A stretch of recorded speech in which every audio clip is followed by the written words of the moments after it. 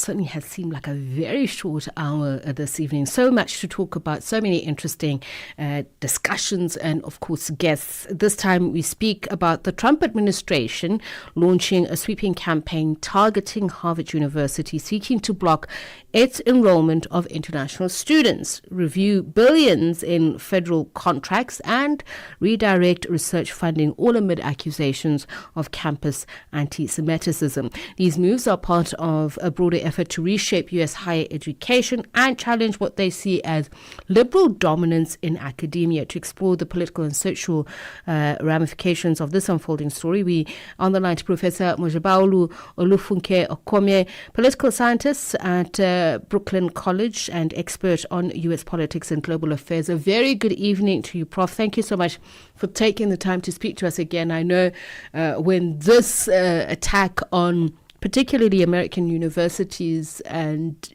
in relation to the actions of students against Israel was gaining momentum. We spoke to you about this. So there have been new changes, but we'll look at what's happening in Harvard in the sense that it's decided to, in light of this, hold off on its visa interviews and also possibly start looking at the social media platforms of prospective students. Is this something that we're likely to see across the United States? I think the scrutiny that was said to be planned for visa-seeking students is a general thing. It's not restricted to Harvard students. And, the way I see what's happening to Harvard is that it seems as if the strategy is to go after the oldest university in the United States and the wealthiest. And so once you take Harvard down, then, it would be easy to also do the same to other institutions that are not as wealthy, not as influential, and not as famous, and not as old. I also think that what is being done is an assault on, academic freedom. It's a really serious challenge against democracy because a lot of what is being imposed is to restrict speech, to monitor speech, to monitor access to information and people's freedom to, consume whatever information they see fit. And also, as a person who is African, and I teach women's studies, I teach political science, and I teach African studies. There are aspects of what is being done beyond Harvard that is a challenge against my own freedom to teach what I see to be appropriate and to be important to giving a comprehensive and also excellent education. As you say, Prof, you know that Harvard is the oldest and possibly the most affluent, but this is not the first time that academia faces such crackdowns. In the 60s, 1960s, the protests, and the 1990s saw the whole issue around political correctness. So I want to look at this wave of ideological battles and cultural war. What is it likely to do in dismantling the bastions of liberal thought?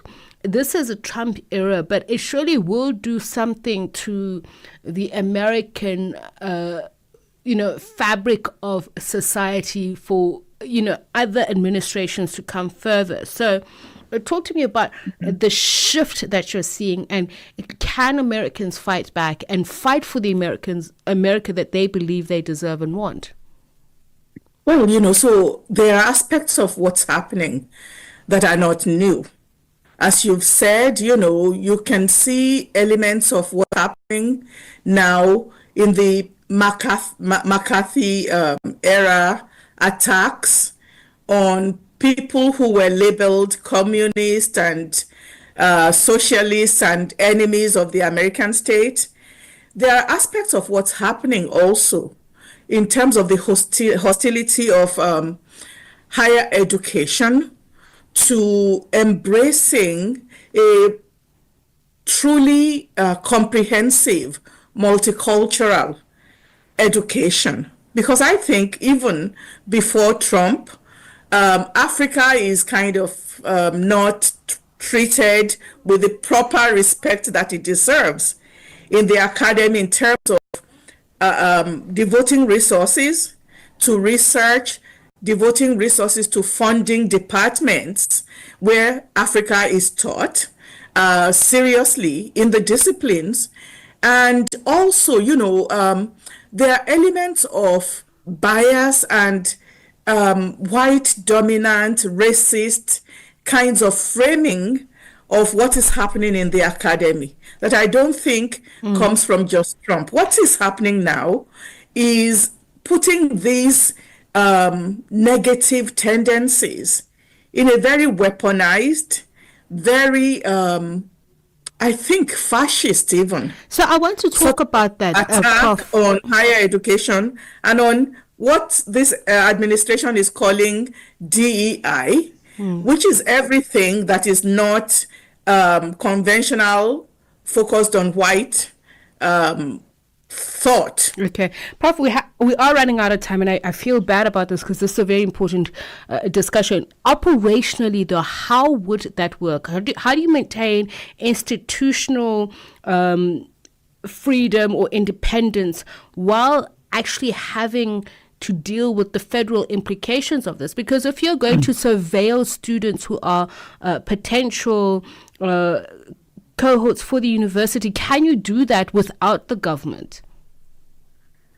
Well, so the government is saying that it's going to do this. I doubt that they'll be able to do it as comprehensively as they want to. I also think that this is going to scare a lot of students who would have preferred to come to the US away, because nobody wants to be under that kind of scrutiny. Now, inside the institutions of learning and among faculty, there are actually attempts to build coalitions that push back against this.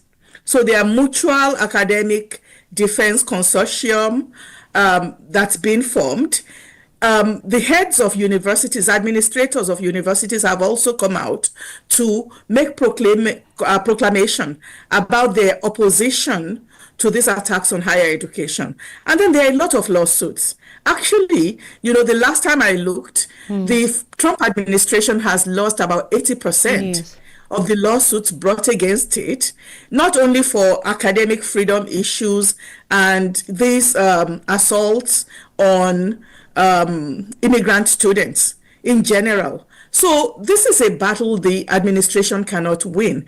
But there's a kind of cold, chilling effect, because people will self-police who don't want to have any kind of trauma and any kind of attacks from the government. And this is not good for higher education. It's not good for democracy. It's not good for America's reputation in the world. It's very damaging. Expression or yes. Literature. It's not good for democracy, Yeah. This is not showing democracy. It's such a pity, but I really do appreciate your time, as always, for being free with it and sharing your opinion, your views, your experience of what is happening, particularly at American universities at this very interesting time. Much appreciated your time and your insights. Professor Mojúbàolú Olúfúnké Okome, political scientist at Brooklyn College and a respected voice on global governance, migration and international education. Brings the time to just a minute after 10. Thank you so much for joining Africa World Hour. Do enjoy the rest of your listening here on Channel Africa. Up next, Shayla Nukumana with Hotlines.